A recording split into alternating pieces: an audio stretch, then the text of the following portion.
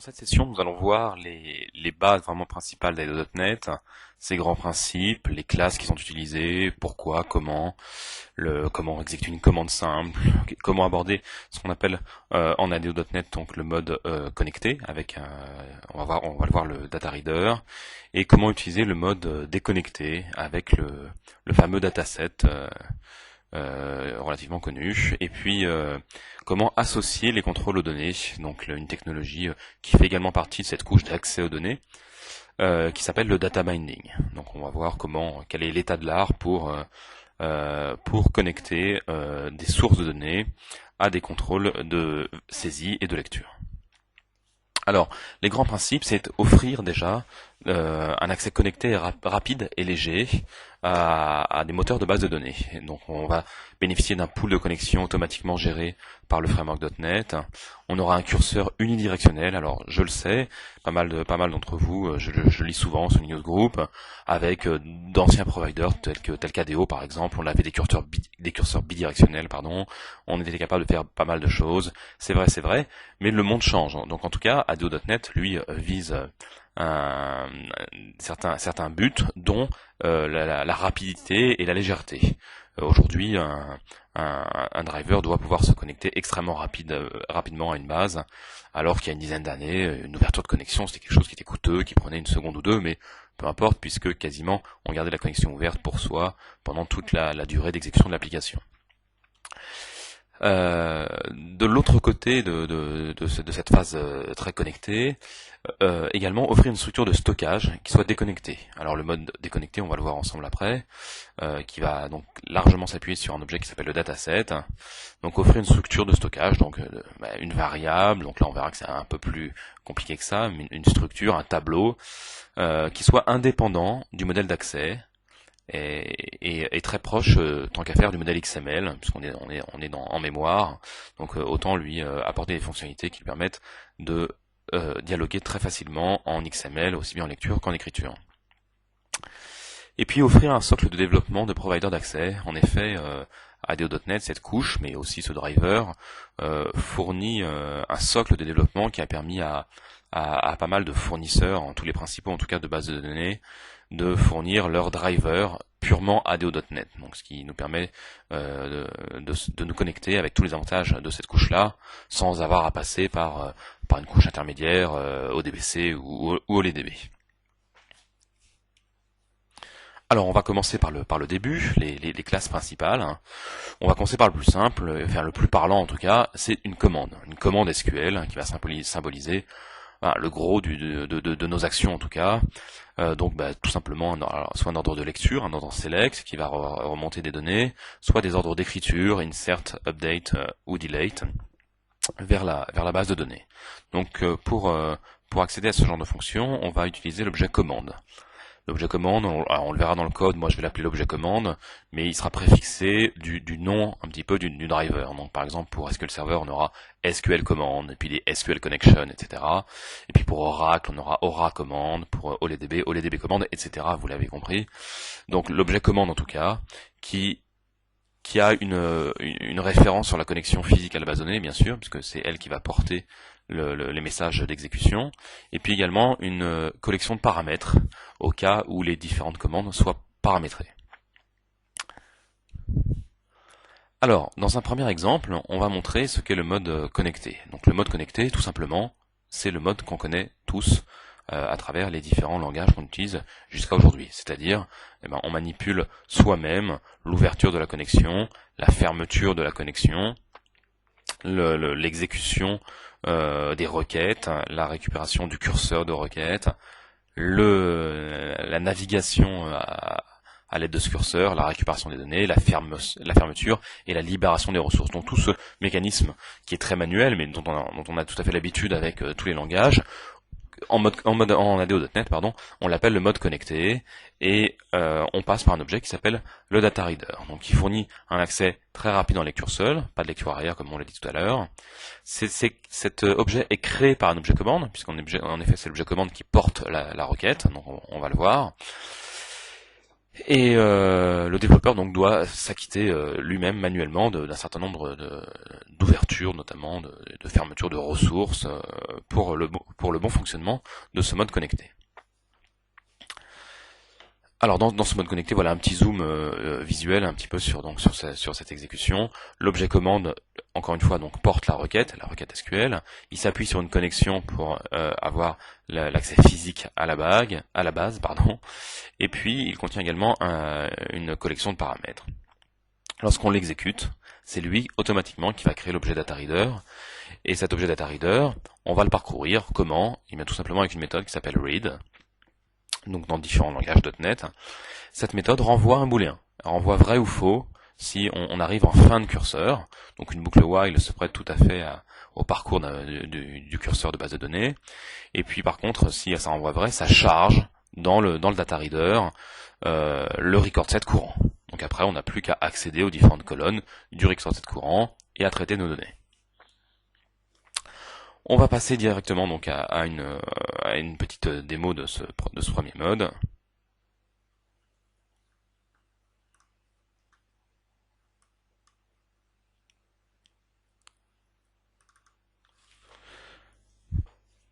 Voilà, j'ouvre une application. Alors pour le moment, je me suis pas posé de problème de la couche de présentation. Je n'en ai pas pris, j'ai pris une application console. Comme ça, au moins, on est tranquille là-dessus. Et puis ici, donc, un petit peu comme en ADO, tout le monde ne connaît peut-être pas l'ADO, l'accès complet à une base de données, donc à la fois le serveur et puis l'emplacement et la base ciblée, ainsi que tous les autres paramètres qu'on peut imaginer de sécurité, de login par exemple, sont fournis dans une seule chaîne qu'on appelle chaîne de connexion, connection string, donc qui fournit à travers des propriétés de type clé égale valeur séparée par des points virgules, fournit donc une définition complète de l'accès à notre base de données. Donc ici, par exemple, on va voir que j'accède à une data source qui est un fichier MDB, un fichier access, qui est déposé en local sur mon disque. Cette chaîne de caractères, je l'ai appelée connection string et je l'ai configurée de manière statique ici dans mon application. Voici le main de mon application console. Et puis ici, qu'est-ce que je vais faire? Eh bien tout simplement, je vais créer un objet connexion. Donc ça c'est le premier objet dont on aura besoin. Cet objet connexion, je lui fournis tout simplement la chaîne de connexion, et ça suffit pour le paramétrer.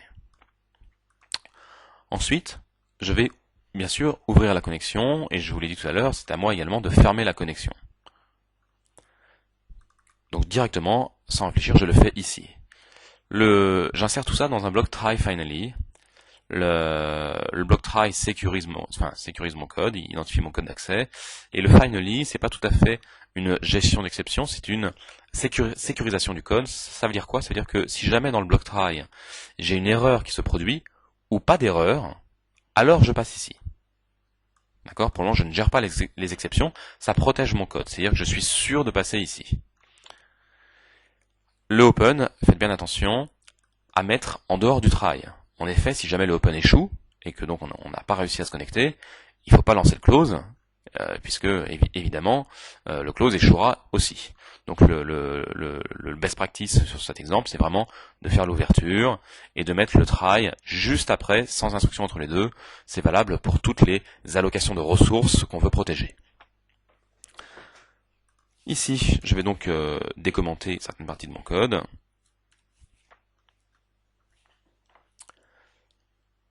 Voilà, donc j'ai défini un deuxième objet. Comme j'accède à une base access, je vais passer par un provider OLEDB. J'utilise donc un OLEDB command. Donc c'est une commande instanciée, tout simplement en fournissant la requête. Donc ici un select relativement simple sur la table customers, et un deuxième paramètre qui est la connexion. Ce qui paraît logique, on définit la connexion physique qu'on va utiliser pour exécuter cette requête. Ensuite, il va falloir que j'exécute ma commande. Exécuter ma commande, qu'est-ce qui va se passer? Au moment où je vais faire execute reader, la communication va s'établir, la communication est déjà établie puisqu'on a fait le connection.open, mais un ordre va être envoyé sur ce canal de communication vers le serveur de base de données, et puis donc le execute reader va envoyer la requête que le client demande. Le serveur normalement va compiler cette requête, l'analyser, et puis l'exécuter et nous renvoyer un curseur de base de données. Là, on parle bien de requêtes de type select qui renvoie des données. Dans ce cas-là, il faut appeler la méthode executeReader. Au résultat donc de cette exécution de la requête, le travail est loin d'être fini, on récupère un curseur de base de données. Ici, automatiquement, donc on n'a pas eu à faire de new, on récupère l'objet reader, donc OLEDB data reader. Comme on l'a vu tout à l'heure dans le slide, il suffit de boucler sur la méthode read pour lire une à une l'ensemble des lignes de données, l'ensemble des record sets. Donc un while tout simplement. Et ici, une fois que à l'intérieur du while, lorsque je sais que la ligne de données est chargée, j'accède aux différentes colonnes ici par leur index, ou je peux m'indicer également ici par le nom des colonnes. Ensuite, c'est à moi de fermer également le reader.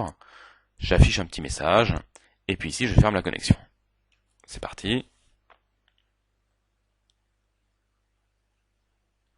L'application se lance, et ici, donc je vois dans mon application console que j'ai pu afficher l'ensemble des données que j'ai rapatriées de la base. Donc voilà, ça c'est déjà un premier exemple de fonction d'exécution de méthode du data reader. Le deuxième type d'exécution, évidemment le plus courant, ce sont des écritures. Là on a fait des lectures à travers un select. Les écritures, elles sont beaucoup plus simples. Pourquoi? Parce que on n'attend pas de retour du moteur de données, à part un message d'erreur. Il suffit d'exécuter la requête, et puis le travail est terminé.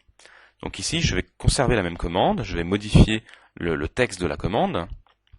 Je vais écraser donc le select, à la place je vais mettre un update. Je vais updater la table customers, son champ company name, je vais lui concaténer 3 points d'exclamation, pas sur tous les ensembles de ma table, bien évidemment, mais je vais mettre un where uniquement sur la première ligne dont j'ai préalablement identifié la clé. Voilà, la requête est stockée, et donc je vais vouloir exécuter, et cette fois-ci, au lieu d'appeler executeReader, puisqu'en effet ça ne me renverra pas de curseur de base de données, je vais appeler execute non-query sur ma commande. Typiquement, les serveurs moteurs de base de données renvoient en général en échange de cette instruction un entier qui nous dit le nombre de lignes qui sont traitées. Donc ça c'est bien sûr quand il n'y a pas d'erreur. Donc 0 si aucun critère n'a identifié de ligne, ou un nombre de lignes traitées. Je vais donc exécuter, normalement on ne devra avoir qu'une seule ligne. Je fais entrer, et en effet j'ai une ligne de traité. On va aller le voir ici grâce à notre explorateur de serveur. L'explorateur de serveur, je vous le rappelle ici, permet dans Visual Studio, à travers une petite fenêtre, de paramétrer des chaînes de connexion directement sur nos différentes sources de données. Ici, j'ai déjà configuré l'accès à ma base Access, et donc, directement dans Visual Studio, sans avoir à me déplacer dans une quelconque console, je peux voir l'ensemble de mes données. Donc c'est bien sur la table Customer que je me suis placé, et normalement c'est la première ligne, identifiée par cette clé. J'ai en effet ici concaténé 3 points d'exclamation sur le champ company name. Une dernière méthode d'exécution qui est un petit peu, qui est plus un raccourci qu'une vraie méthode d'exécution. Lorsque vous avez ce genre de requête à exécuter, select count customer ID from customers, vous savez à coup sûr, préalablement, que cette requête, si elle est bien écrite en tout cas, renverra une seule ligne de données et une seule colonne. Mais si jamais vous utilisez le executeReader, donc vous serez obligé de passer par un objet data reader, de faire un read, alors que de faire peut-être même un while, alors vous savez qu'il y a qu'une seule valeur, et donc pas mal d'efforts pour pas grand chose puisque ces éléments sont déjà définis. Donc il y a une troisième méthode qui s'appelle execute_scalar, qui permet en un seul appel de récupérer la donnée. Voilà, donc ici ça va aller chercher une seule ligne, prendre la première colonne, renvoyer la valeur, donc ici je le caste parce que je sais que c'est un count, je récupère l'entier et j'affiche le nombre de clients. Je passe à l'exécution, ma première étape, ma deuxième étape, et ici normalement, en effet, je récupère bien le résultat de ma requête. Voilà, je vais fermer cet exemple, je vais revenir sur les slides.